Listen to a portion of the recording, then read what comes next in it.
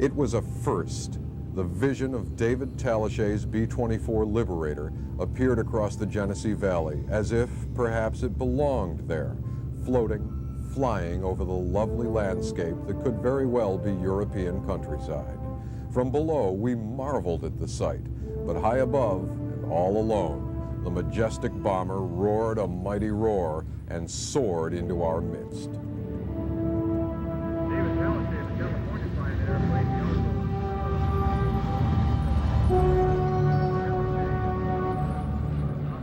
Today, she would do something no other Liberator had done.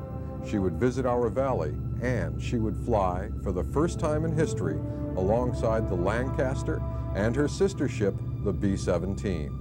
Over 18,000 B-24s were produced, 3 still fly. Former pilots fondly recall her feminine wiles, but prefer the past tense status of missions she took them on.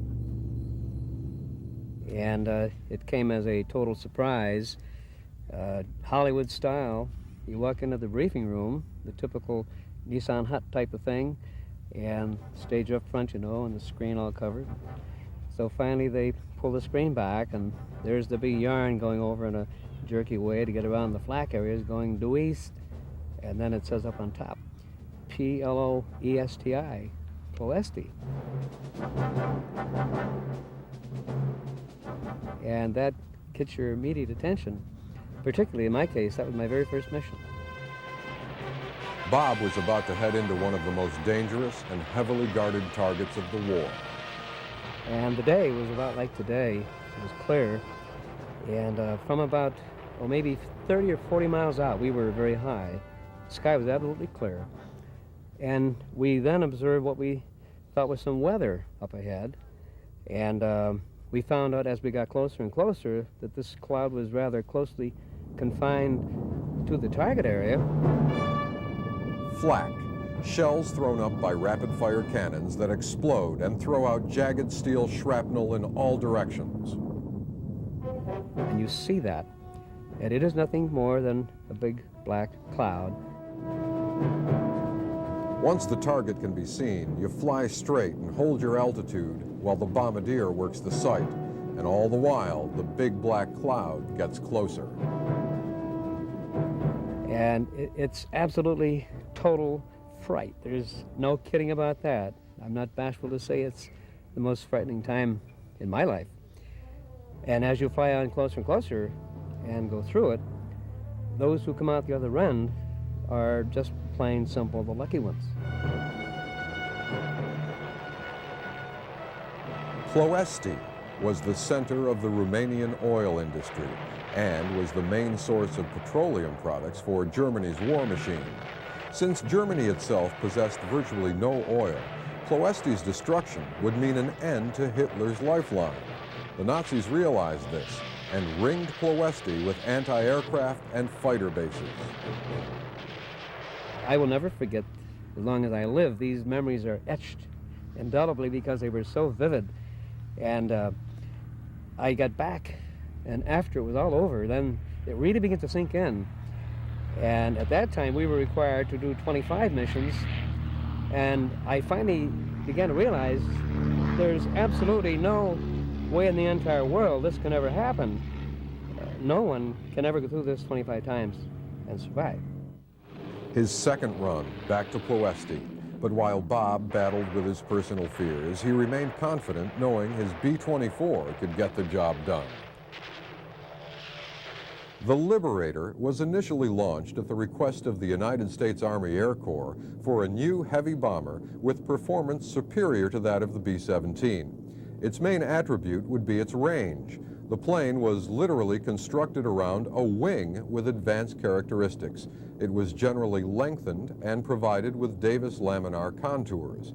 Although the B-24 had the highest numbers of any combat aircraft of World War II, it never achieved the popularity of its companion and rival, the B-17. Nevertheless, The B-24 proved overall to be a versatile aircraft, and thanks to its excellent range, was able to operate brilliantly in roles very different from its basic one, including transport naval reconnaissance and anti-submarine attack, bearing the insignia of numerous countries. The B-24 had Pratt & Whitney engines. They were 14-cylinder twin-roll, very dependable, very smooth. We had engine failures due to flak many times, but I've never had an engine fail because of some malfunction of the engine itself. Bomber crews had to complete at least 25 missions before being able to return home. For most, that meant having to survive the war for upwards of a year, and it wasn't always the Germans who were the enemy. The weather could be, a very bad factor, and some pretty heavy losses were really experienced because of weather. Flying a large number of airplanes into a cloud accidentally, it's difficult to tell how close you really are to a cloud. And I've seen a mission over the Adriatic where that happened. And even though there are specific plans for each aircraft to deviate in a certain way and up or down, that is a good theory. That doesn't really work. And particularly if it becomes bumpy and you got a heavy bomb load, heavy fuel load, and once you're in the clouds, then pandemonium breaks loose.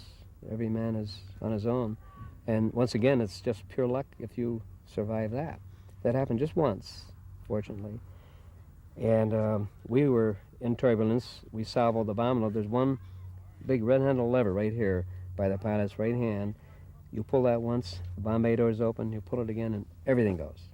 That's an emergency procedure.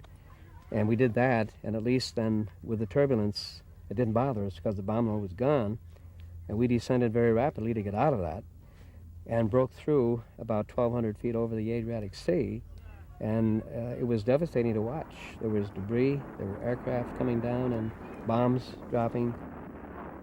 It was experiences like that that soon brought home the reality of war. The difference between life and death was separated by a heartbeat. Boys became men, and men became friends who learned to trust each other.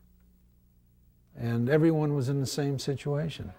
When we were in the cadets, we were all very young. There were a few people who had a few years on us, but not to that extent, and we had a feeling of camaraderie, which I think took us the furthest, most important of anything. And we were all in the same boat. I mean, no one was treated any differently. And we knew we had to give it our best to live through the situation. The B-24 delivered Frank home safely 22 times before the war ended. He doesn't deny the plane had its quirks, but he trusted it just the same.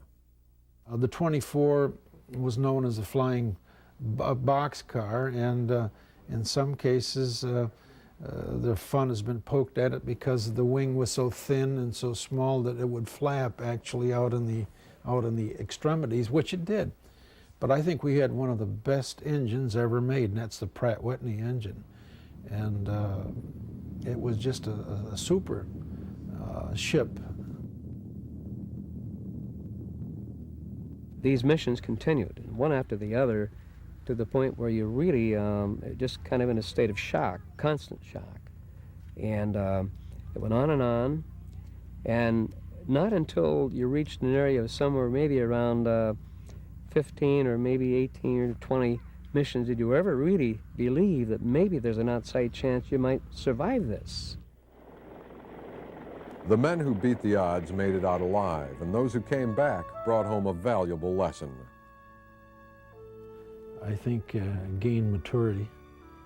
It made men out of us, all of us, I think, before our time, so to speak, because of the seriousness of the situation and because of our ages.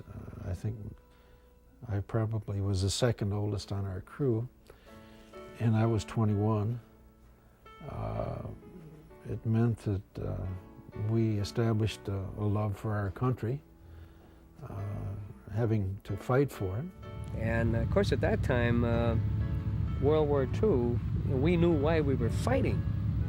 And the purpose of the war was very clear. We were fighting for our freedom and to keep America free.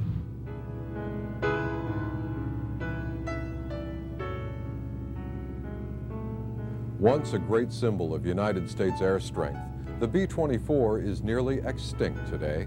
Just 2 are flying in this country. It's due to the devotion of David Talichet that we witness this sight.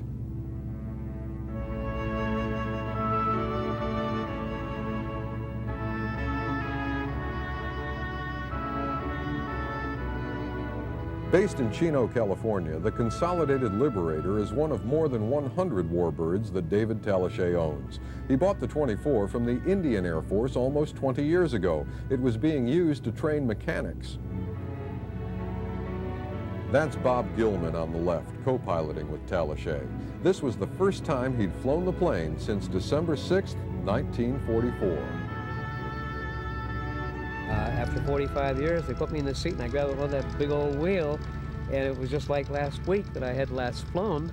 I'd forgotten how big it was and how heavy it was on the control, that it just began to fly like a beautiful, beautiful airplane.